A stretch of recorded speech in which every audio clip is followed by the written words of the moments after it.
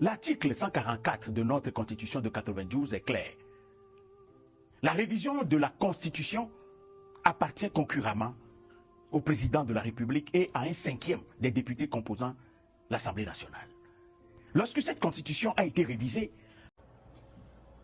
face aux propos mensongers inacceptables de Maître Gilles Benoît Kossi, Afang-Bedi, dans sa mission de déminage informationnel du coup d'État constitutionnel de Fagne Gnassingbé, qui s'est transformé en une monarchie tyrannique constitutionnelle, doublée du massacre de 7 jeunes Togolais, il nous semble que la vérité juridique s'impose à l'adresse de la communauté internationale, des médias, des journalistes, des juristes, mais également à l'adresse de l'ensemble du peuple togolais.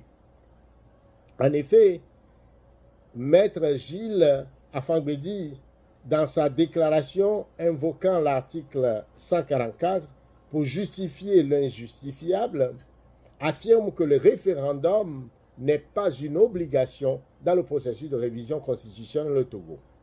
Pyramide par ma voix veut rétablir la vérité juridique et constitutionnelle. Premièrement, l'article 144 qu'il évoque de la Constitution togolaise est clair. Une révision constitutionnelle peut être adoptée par 4/5 des députés.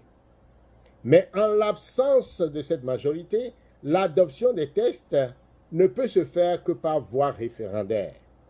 Ce n'est pas une option, ce n'est pas un luxe, c'est une exigence constitutionnelle. Deuxièmement, cet article autorise une révision, c'est-à-dire une modification partielle de la Constitution, jamais une abrogation totale. Or, ce que les 87 députés ont fait le 19 avril 2024 en pleine nuit, c'est abroger illégalement la Constitution de 1992 sans consultation du peuple, sans référendum, sans aucune assemblée constituante. Ils ont utilisé le quorum prévu pour abonder, pour abroger. C'est donc une grave forfaiture.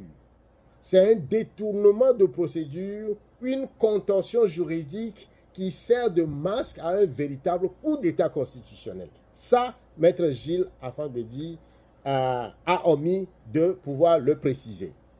Troisièmement, la nouvelle constitution imposée viole ce qu'on appelle les clauses d'éternité de l'article 144, c'est-à-dire la forme républicaine, le multipartisme, la limitation des mandats présidentiels et le mode de scrutin.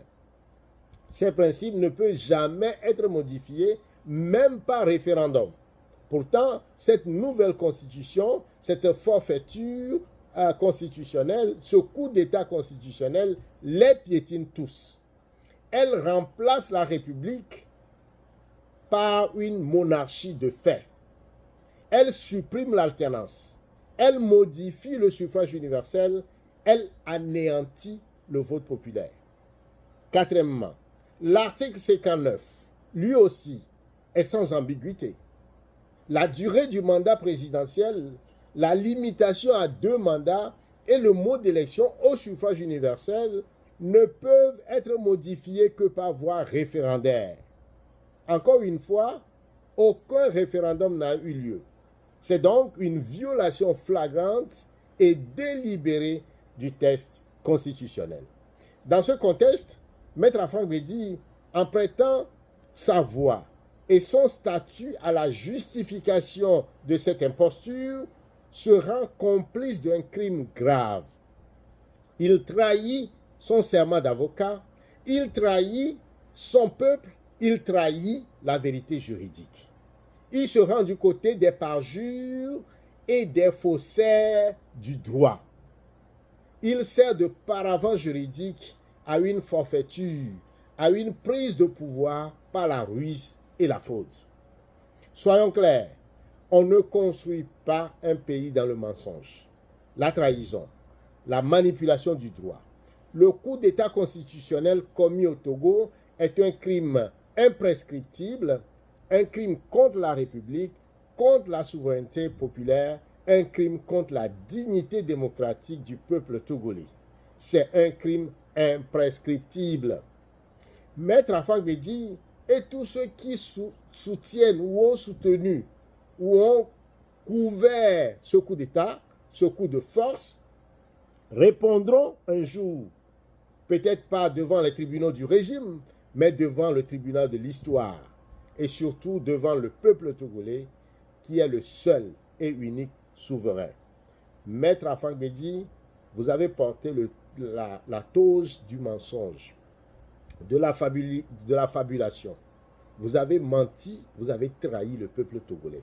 Vous qui avez porté pendant la période de Sauvons le Togo des idéaux nobles, aujourd'hui vous êtes devenu l'avocat du diable, l'avocat de la dictature pour opprimer ce peuple qui s'est battu, qui se bat pour la libération, pour la souveraineté, pour l'alternance politique.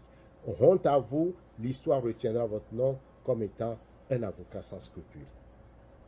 Tché Helou Nyamasadi, Hefume Hegunale, Lanson au nom de Pyramide Togo. Merci.